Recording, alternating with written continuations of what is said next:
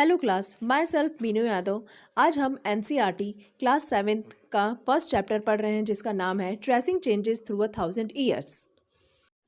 Hello class, now we are reading the first chapter tracing changes through 1000 years। मैं इसमें पूरी reading इस chapter की नहीं करूँगी, मैं आपको इसमें शॉर्ट में ही आपको जो ज़्यादा से ज़्यादा समझा सकूँ यही कोशिश करूँगी।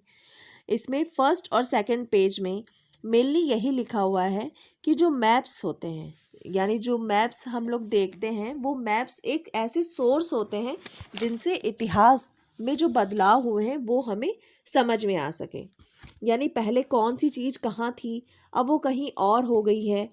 और इन सब चीज़ों को जो इंसान हमको ये सब चीज़ें बताता है कि जो हिस्ट्री में यानी इतिहास में जो चेंजेस हुए थे, पहले कौन से थे अब कौन से हैं, वो सब चीज़ें हमें कार्टोग्राफर्स बताते हैं।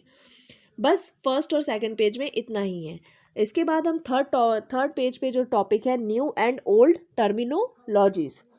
न्यू और ओल्ड टर्मिनोलॉजीज़, इस पैरा के अंदर हम लोग ये पढ़ेंगे कि जो हिस्टोरिकल रिकॉर्ड्स जो are available in different languages, यानी जो हिस्टोरिकल रिकॉर्ड्स होते थे वो हमें डिफरेंट लैंग्वेजेस में मिलती हैं। और differences are also traced in the use of grammar and vocabulary, changes in meaning also occurred over time. इसका मतलब है कि जो डिफरेंस होते हैं वो हम यानी टाइम के हिसाब से उनकी ग्रामर भी चेंज हो जाती थी, उनको समझाने का तरीका भी चेंज हो जाता था। जैसे मैं आपको एक एग्जांपल दे के बताती हूँ कि जैसे जो यानी हम एक शब्द इस्तेमाल करते हैं हिंदुस्तान।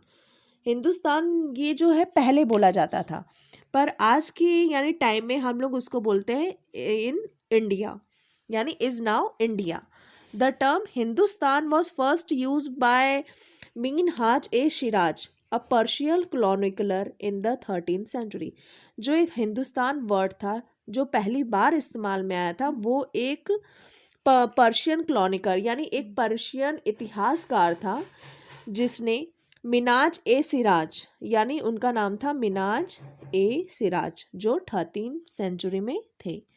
इसके बाद यानी मैं दूसरा पॉइंट आपको बताने जा रही हूँ।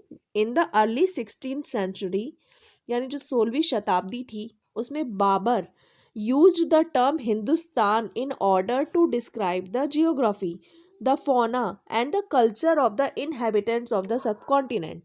जो बाबर था उसने हिंदुस्तान को समझाने के लिए वहाँ का भूगोल, वहाँ के पेड़ पौधे और यानी वहाँ की पेड़ पौधे और वहाँ के जानवर जो रहते थे वहाँ पर, और यानी जो वहाँ का कल्चर, जो वहाँ के लोग वहाँ रहते थे वो फॉलो करते थे, वो सब बताएं। यानी उसने बताया Amir Khusrau used the term Hind in the similar sense in the 14th century।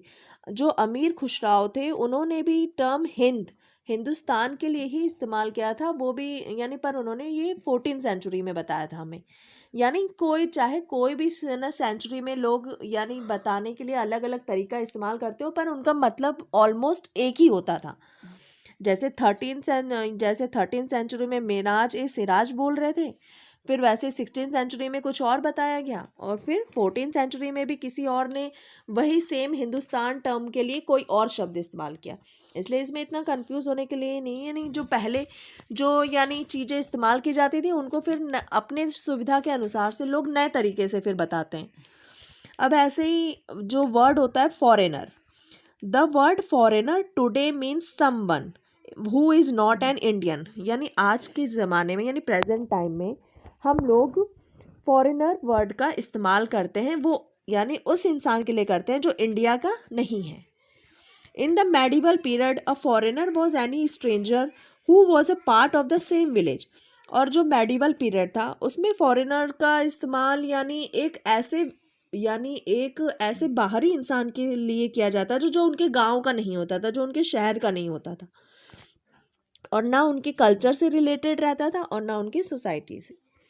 तो ये हम कह सकते हैं कि ये जो फॉरेनर के यानी जो पर्यायवाची हैं, साइनोमीज हैं। ऐसे ही the synonymous word for foreigner in Hindi and Persian are परदेसी एंड अजनबी रिस्पेक्टिव।